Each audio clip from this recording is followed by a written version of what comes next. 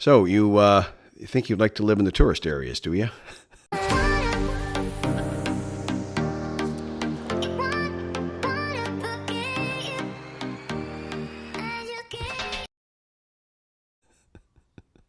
And I'd like to start off with, I'd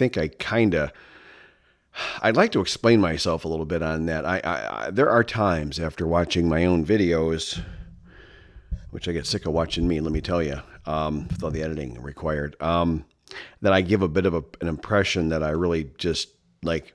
I may not prefer to live there, and that's fine, but I don't want to give the impression that I have anything against any of the guys that live there. I mean, everybody gets to pick their own way of living. I'm real big on that. I've always had friends that were, I mean, I'm kind of a mainstream, middle of the road kind of guy, but I've had friends from here or there, a little more extreme, this and that, and it's never bothered. I mean, I think it's just because I'm a science and math guy. I don't think in maybe as warm and fuzzy of ways that a lot of people maybe do.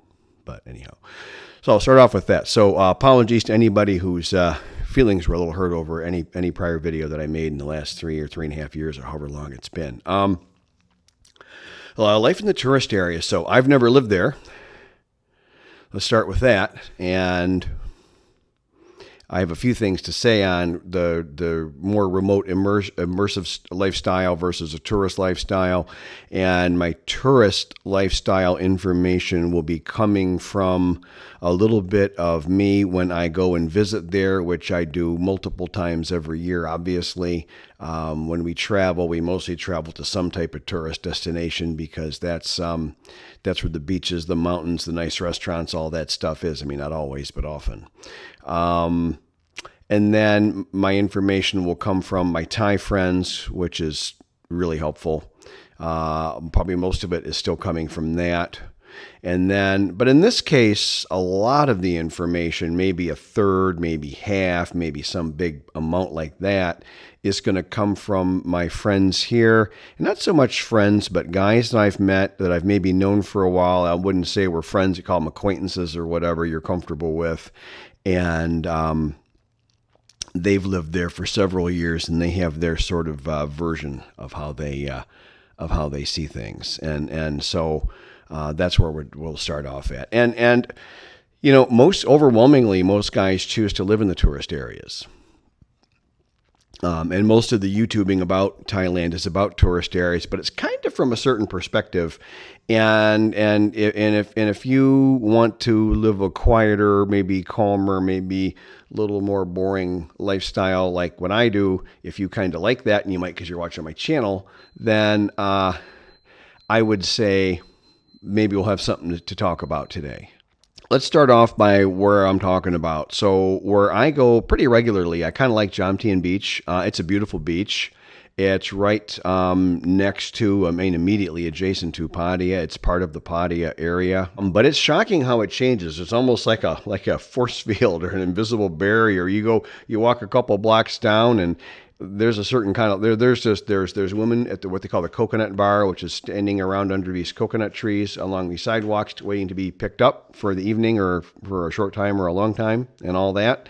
And then there's all the bars like that, and over there massage means something really different. You probably won't get a massage if you order a massage.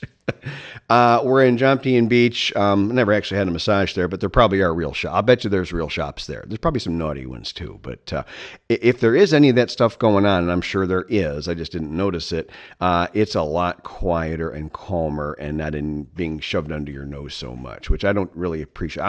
I really like it quiet. I'm a big reader. In fact, I've been pontificating today what book I might start reading next. I've got a couple on my short list. I got to peruse my shelves. I also told Fawn for the 4th time to check with the lady who runs the teak shop and check out when my boards are coming in for my I think it's my 5th and final shelf. Is that right?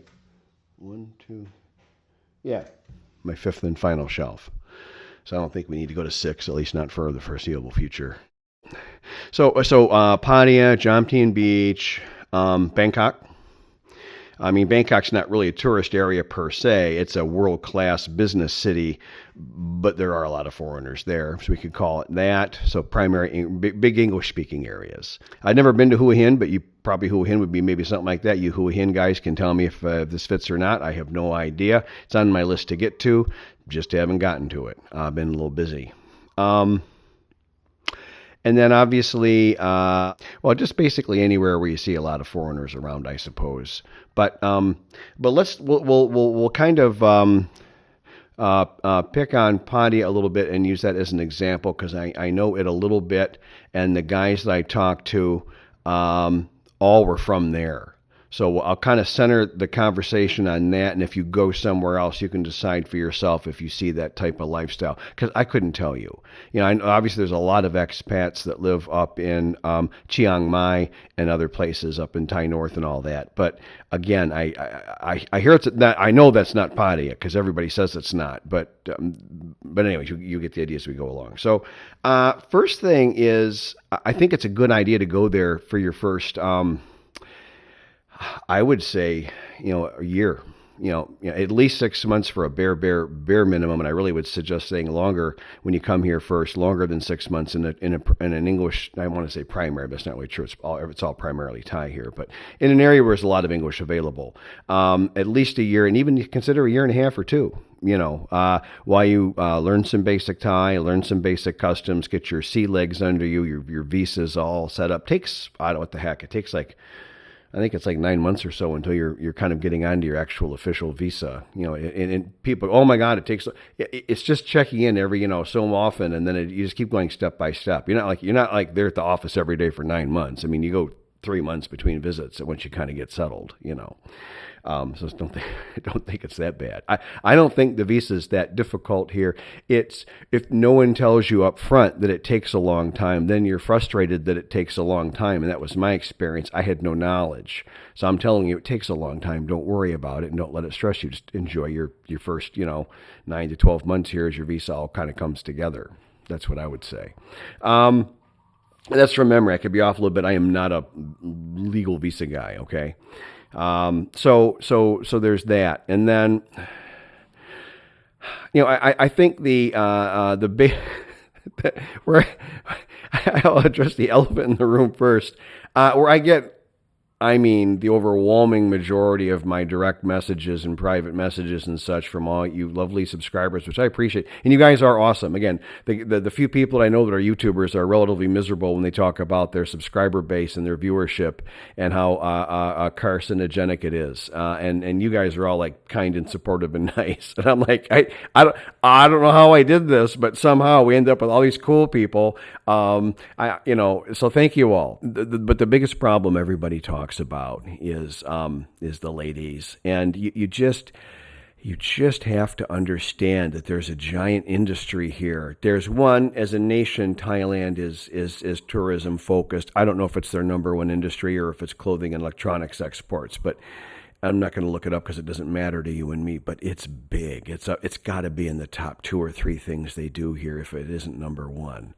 And so there's a whole momentum to get you to these tourist areas, make them sound and look attractive, and then have you start spending your money. And you'll find inflated prices at their restaurants and for lodging, whether it's short-term or long-term and all that stuff. Can you live there on a reasonable price level? Yeah, you sure can. Can you build a house like this for 2.5 million baht? Absolutely not. You sure as heck can't. You're not going to buy the dirt for that. If you look at Pak Chong, my goodness, that's more expensive than the premium, extreme, ridiculous luxury area in the United States where I come from. It's bonkers expensive. Those are not cheap places to live in general. You can live there cheap, but you'll be living a cheap life if you follow me. And hey, I'm a bohemian guy. I lived. I'm going to throw it in at the end. Actually, I made a short video with Fawn. She asked me to come over and bring her a putty knife and stuff. She's cleaning up our old room. It still hasn't. She still hasn't re-rented it yet. She's been going a little slow. She's been busy too. And I lived in that little tiny 17 square meter, roughly 200 square foot, something like that square foot room for 3 years with her. And it's amazing. Look how tiny it was. But that was also the happiest I'd been in probably almost a decade. So if you're happy, The size of your room isn't going to really matter. But back to this tourist stuff. So it's the ladies, and you've got to understand. So there's this giant industry, like on a national level, to get you there to do it, and then there's probably literally millions of individual entrepreneurs and whatnot, and there's going to be hundreds of thousands, roughly, of people there to sell love to you, affection to you, sex to you, attention to you, all these things. And I'm just going to call it half, because say, half, krung, krung. Those ladies work for a company, work for a boss, and the other rest are independent. I can't tell if it's a majority or a minority. We're just going to assume that you got 50% odds. Any bar girl that starts talking to you about money, which they will, is working for a guy. I think I've been told more often than not it's way over 50%, but you can assume it's probably at least 50% of them are working for somebody. And that can get ugly. I don't know that many people here, and I know a couple of guys that were nearly killed. And they'll never recover from their injuries. So, you choose wisely. Anyway, so it's the ladies, and I've got other videos on this, but there's women that come from the Isan region, generally by being tricked or forced or coerced. It's generally not a young, beautiful woman's idea with a bright future ahead of her to go and sell herself to every disgusting foreign guy out there and ruin her chances at ever having a relationship. If you think about that, that should be pretty obvious. So these are relatively damaged people in extremely stressful situations. I'll take some of the glamour off it there for you, and I won't apologize. It's kind of an ugly thing if you think about it. I mean, you do what you want to do, and that's fine. But I'm just saying, don't think that this is some lady all googly-eyed and in love with you. I mean, she's doing a job that she's been in some way or another usually forced to do. There's constantly a shortage at all those bars. They run ads. I've read the ads. I read Thai as well, and I've read several of those ads, and they're gross. So be careful. Yeah, I can't put it on my channel. There's stuff here I cannot talk about, and there's some of that stuff's on the list. I'd be really careful with the ladies there. Now, can you date? Sure. I have a video just a couple of videos ago here on how to find a nice lady, and I say in the tourist areas you sure can. You get off the beaten path. Out of all the nightlife, that nightclub bar life, there's the kind of personality of a person that gravitates when they need money. Hey, I'll go tend. The lady says, I'll get a couple sexy tattoos on me. I'll tend bar. I'll make a lot of money. Not one thing wrong with that. Is that the girl you take home to your mom? Usually not. Make your own decision. My average viewer is 60 years old. Make your own decision. It matters not to me. I think it's a good idea, especially here, to be careful with that, because the traditional women won't do any of those things. They typically won't get a tattoo, won't be in a bar. They'll won't participate in any of that lifestyle. So you go to the 3 blocks off the main drag where all the neon lights and all the excitement is, and then you find the lady that's working at the little coffee shop, and then they close at 3 in the afternoon or 5 in the afternoon. That's probably a quieter lady, and she's right there in the same area. And I see so many just gorgeous, kind of lower middle class, working class, however you want to call them, ladies here every day, and a lot of them are single. It's the internet thing that's hit everywhere else in the world's hit here, and nobody's good enough for anybody anymore. And then there's a lot of ladies that even as they're 28 or 29, and they haven't hit the 30. 30 is a hard cutoff here. At 30, their chances of marrying are nil. It's super, super rough. I mean, I have a friend here who's a Thai woman, extremely beautiful, even by Thai standards, and that's really saying something if you think about it. She's a stunningly gorgeous woman. I think she just turned 32, and everyone considers it lucky that she got married. And let me tell you, she had to really make some compromises with the guy she had to accept. I mean, it kind of makes me sad to think about, as you can tell. I like her. She's a sweet lady, and I was like, geez, she couldn't do any better than that, I mean, where were you guys? Where was like a nice 40-year-old one of you guys? Like somebody handsome that speaks Thai, about, a year ago. Could have used you. I don't know if she would have accepted a foreign guy. She might not have, but most of them won't. Most Thai women won't accept a foreign husband, by the way. Enough will, though. Enough will, especially if they're in a tougher circumstance, over 40, and they no longer qualify to marry an eligible Thai man. Once they're like over 30, have ever been married before, And if they've had any kids, and that particularly if it's a male child, you can just stick a fork in it. There's almost no one will touch her. It's a rival bloodline and all that kind of stuff. And as somebody else pointed out on the channel too, I believe it's true. It's the grandparents will take such an extreme interest in that male child because he's their bloodline. He's their bloodline.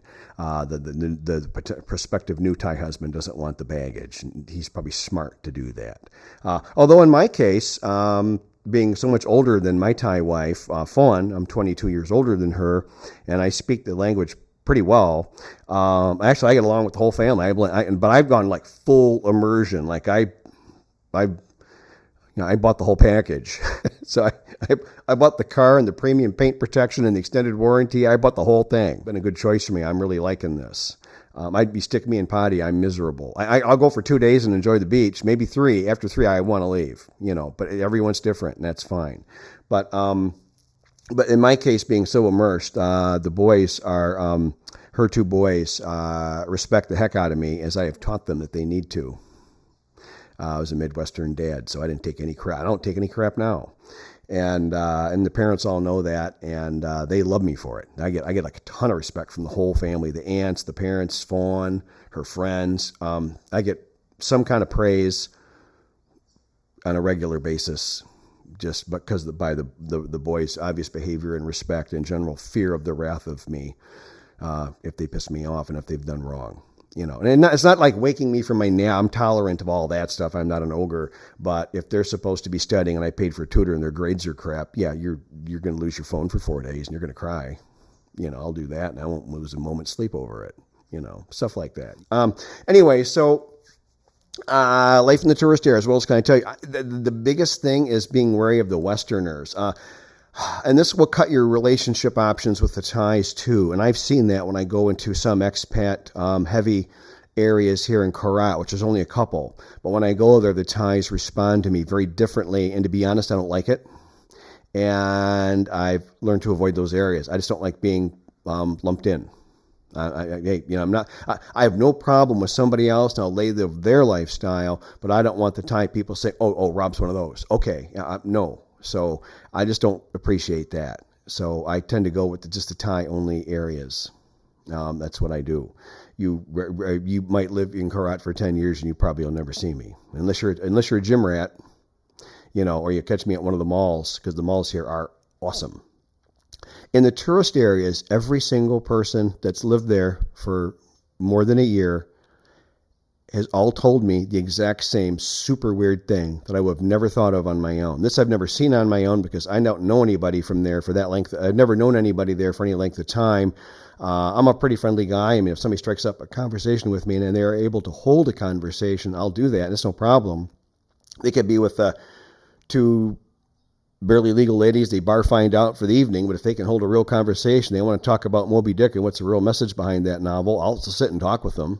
I doubt that guy's looking to have that conversation, but if he is, I'll do it. And I can't judge him. I can't. What you're going to find is that these guys overwhelm, and everyone's, again, just the exact same story. And it's so weird that they're all living these super fake lives, that they talk about how famous and rich and respected and what a big leader they were, and how looked up to by everyone they were in their neighborhood, how big their house was, that they had a brand new Corvette every 3 years and they never owned one in their life. Whatever, they make up this false narrative from what they were, and then when they're here, they apply that to here in Thailand, how they're all the bar owners give him a special discount because they know he was a big deal back there, and they all look up to him, and the ladies think of him like an uncle, and he's and when you get sick, and you've done nothing wrong, these people all turn their back on you because nobody wants to see a guy failing physically because they know they're next.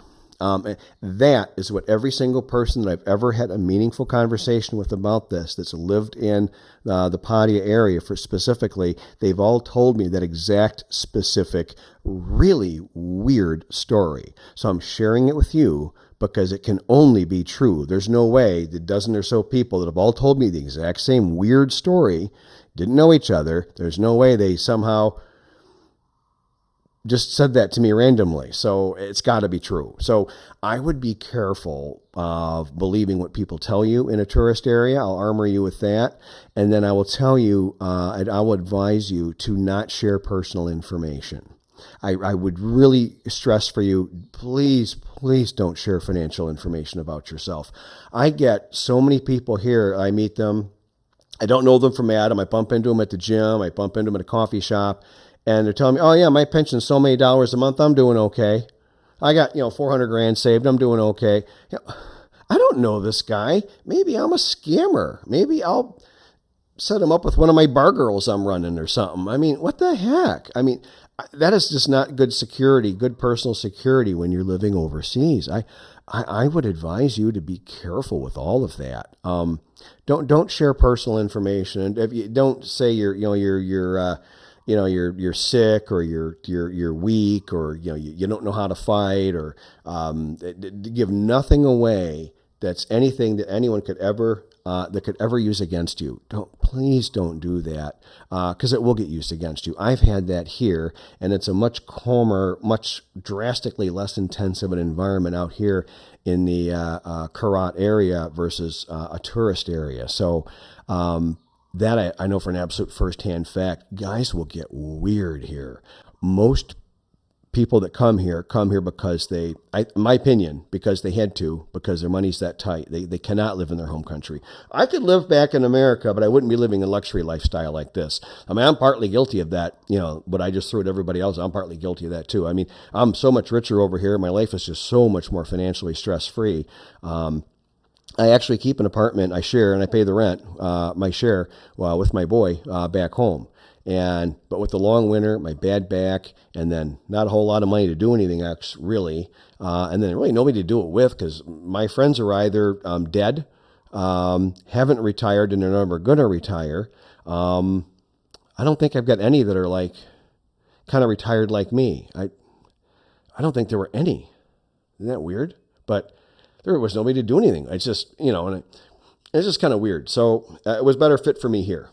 There's a lot of guys living here on like, $1,200, $1,300, $1,600 a month, which is fine.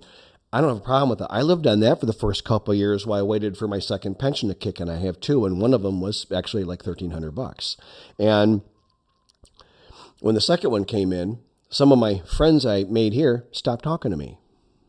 Like, the one guy specifically mentioned, oh my gosh, I'm so relieved. My second pension I've been waiting for like such a long time. It finally came in. I'm just so relieved. And I wasn't bragging or saying what a big deal I was, or I never said how much it was, or even I never even implied it was a lot because it's not. And he looked at me like somebody punched him in the stomach. He was not happy for me at all. He was very much the opposite. And our friendship ended that day. I mean, that's common. That is just super common. So don't share information. Don't think these people are your new blood brothers. You will eventually make friends, but it'll take time. You want to go slow and don't believe anything about anybody. You want to be from Missouri, you're the show me state. Everybody will eventually show you who they really are. You need to wait for that to happen because you have no idea what somebody is based on what they tell you. Those are, especially what I'm saying is in these tourist areas, it's this extreme differential. Well, they'll say one thing and they're really something totally different. So I'd be careful with that. But on the more positive side, if you just want to generally socialize, which means you don't need to share your bank information, you don't need to share exactly who you're dating or where you're going or what your security protocols are when you go to the ATM because you could get mugged, okay? Expats do kill each other here. That's in the news fairly regularly. I'm not saying you're going to get knifed somewhere. This is like the safest area I've ever heard of. But if you're super reckless for a really long time, you may run across a bad person. And there are guaranteed absolutely bad people here. I've met a couple of them. So I've met one guy who was truly a horrifying, ugly person. I mean, they are here, okay? Rest assured. Just when you're socializing, you don't have to share any of that kind of information. Just have a good time. Have a couple beers. Meet your bar buddies. I wouldn't think they're your real friends. I would think of them as your bar friends. Same way, exact same way when I go to a gym and I make a couple of friends at a gym. When that was back home, and that's the same thing here. In fact, here I've also learned to be even way more careful about that, which I should not have had to have learned that, but I did. Those aren't really your real friends. They're It's a little socialized. Hey, bro, good job. Hey, great lift. Have a good day. See you later. I don't say where I'm going, what I'm doing, what nutrition program I'm on, because as soon as that guy thinks I looked at him wrong, or if I'm single and a girl hits on me that he was liking, I'll next, oh yeah, Rob's nutrition program is shit. He's a jerk. He's I know he's using steroids. I'm not, by the way, but whatever. They'll just, and mostly I don't care. In fact, I've got somebody who's been hating on me proximate to my home here, and my plan was next time I bump into him, I was going to see if I can remember with Fawn, maybe come up with an excuse to leave him some beer or something. Kill him with a little kindness.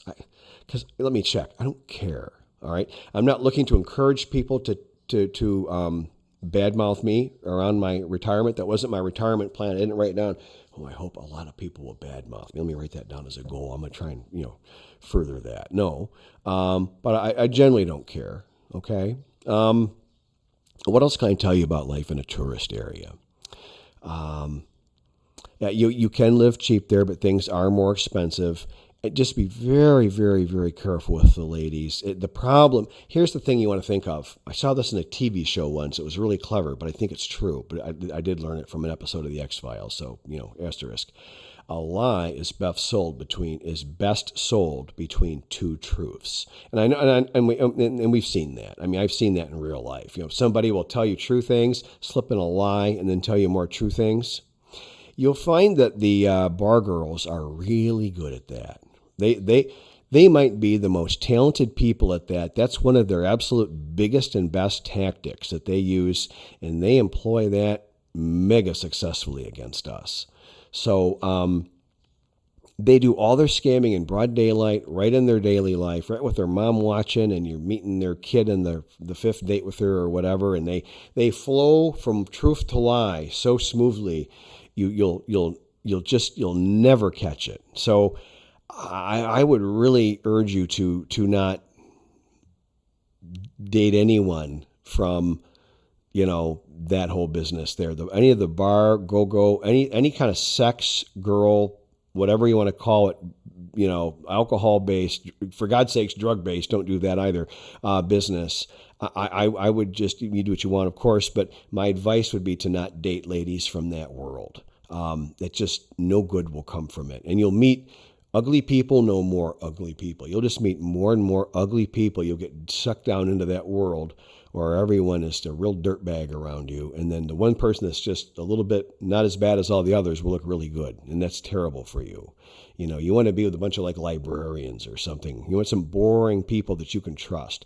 Please look at my other videos on culture and such. And it's there's so many, the Thai culture is so awesome, kind, and honest. They're terrible liars until they become really trained as a bar girl. But before that, they're terrible liars because they don't really do it very much. I mean, when somebody tries to lie to me out here, I'm like, I mean, it's like a 10-year-old trying to tell a tall tale. It's so obvious. So, these are such good people. I would stay with the good traditional people. I mean, get your feet wet. If you need to have some fun, I get that. I dated too. Have some fun. When you're ready to kind of build your actual retired life, I would suggest you move. The coolest region in Thailand is probably where the Chao Doi, the mountain people. That's like on the northern slopes of the North Mountains. North of Chiang Mai, I believe. It's where the famous coffee comes from there. Am I saying that right? I haven't said that word in a couple of weeks. But the Chao Doi. I'll look it up and I'll put it on the screen. Forgive me. I'm having a senior moment. The word's not coming to mind strongly, and I'm probably mispronouncing it badly. But there's a word they have for the mountain people, and that area probably has the best weather. Pak Chong is known for better weather. It's a little better. It's not drastically better, in all honesty. If you get into a cooler, breezier spot in a shadier tree or hill, you can find spots that are a lot better. But the whole area isn't like it's automatically air conditioned. Don't think that. You're going to have to find a spot with nice weather. There is such a thing as microclimate. It's big. The front of my house is 10 to 15 degrees Fahrenheit warmer than the back corner because there's cool breeze comes out of the trees at the back corner of my property. I tend to open those windows first and get the cold air coming right through my house. It's like free air conditioning. If it's a marginal day, I can avoid turning on the air by opening strategically a couple of windows if the breeze is blowing right. microclimate. It's a real thing. When they told me about it in Michigan State, I remember leaning over to a fellow student going, that professor's full of crap. There's no such thing. And I was what did I know? I was a student. He was like literally an award-winning architect teaching us. And I'm telling everybody he's full of shit. Yeah, I was an idiot. That's Rob at age 22. Tim Rozowski, you were right. So that's that. You can make a good life for yourself in the tourist areas. You really can. I think it'll have a shelf life. Every single person that I've ever talked to eventually tired of it and then wanted to move on and get into a more real situation. But you certainly could hang out and have a nice time there if that's what you're inclined to do. And you can do it safely, but you got to be really careful. Anyways, there's my thoughts. Good luck. For all of us who are so jaded, we need so much to be happy. And pardon me, I haven't shaved yet today. Everyone's got a day off, and I've just been chilling at the house, honestly watching some YouTube, not doing a whole lot. But this is the original room I lived in for over 3 years, I think. Here, look at this, watch. Her dad painted the door for me, so I have a nice brand new painted door. I will forever love that shade of green. And it's just a little one room. That's it. I had 2 rows of shelves when I lived here because, you know, I was a baller. But there's Fawn. She's cleaning it. It's up for rent now. I think rent is going to be $50 a month or something. But the local economy is easy for us guys. Anyways, that's it. That's there's the whole front. That's the entire front of our unit. That's the neighbor, nice lady there, and 2 other neighbors there. This little slice was our place for 3 years. And some of the happiest I've ever been. I'm happier now in the house. It took a while to settle in, but the house, I'm obviously, now I couldn't go back. But coming from an upset life and an upturned life and all kinds of just massive problems, it's amazing how much joy other people derive from crapping on others. That's just so strange. But once that was all set, hell, living here with Fawn, that was a paradise. That was a fantasy. So we went out to dinner a lot. I was out a lot, but shit, there's days I just spent the day at home because my freaking back hurt. Anyways, that's it. So here's Fawn in front of her sister's work and a little trip we took, and then we were stopped for a nice little coffee at an outdoor cafe. Here's a little shot, obviously, from our trip to Vietnam, and we did a little river ride. I didn't do any paddling. We had people paddling for us, and here she is holding some bees, also from Vietnam there. A little worried this black t-shirt makes me look like a floating head or something, but my head's plenty big enough, easy to see. This is Rob. Video's over. I'm closing my gate, but if you've been liking or subscribing, or and praise God if you've been a member of the channel, I really appreciate you. I appreciate everyone that watches. You have a great day.